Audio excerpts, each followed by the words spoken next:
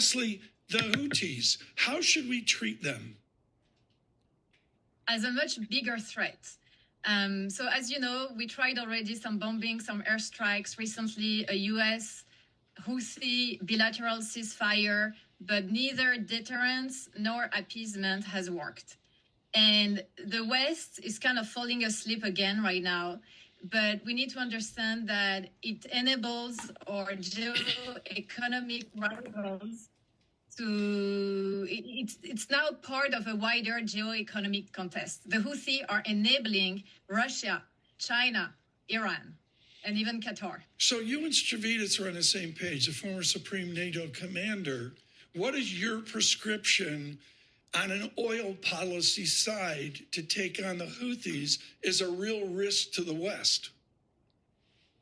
Yeah, what is alarming right now is that I see that there are two reserved trade routes now for the illegal sanctioned Russia-China commodities trade. So already the route of the Arctic, not the Northern Sea route, in summertime is mostly Russia-China trading. And now we have the Houthi enabling the sanctioned Russian oil, which is mostly dedicated to China, to be stored in the tanker, for instance, in the Red Sea. So all this enabled by the Houthi. So, and in addition, yeah, go ahead, please. Yeah, I mean, it gives a boost also to the competitiveness of all Chinese exports. Because while the Western ships are doing a big detour around the Cape of the Good Hope or Africa, all the Western vessels are their journey is adding up to 2 additional weeks, while China is gaining a safe passage through the Red Sea, thanks to some backdoor agreements. So what has been the policy of the U.S. and the Western allies as it relates to the Red Sea? It seems like, as you just pointed out, such a critical trade route for all goods, including energy. Yeah, so I think the West has downplayed the Houthi threats for 2 main reasons. One, because the merchant vessels have been able to accommodate and have accepted to use the longer route through Africa. And second, nothing has worked so far.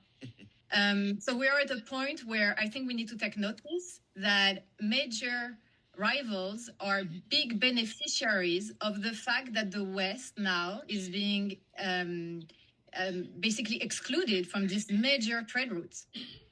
So, Leslie, just focusing on crude oil and energy from Russia, they've been under sanctions, I think, since they invaded Ukraine, maybe even before that, yet the oil still gets out. Can you explain how that happens?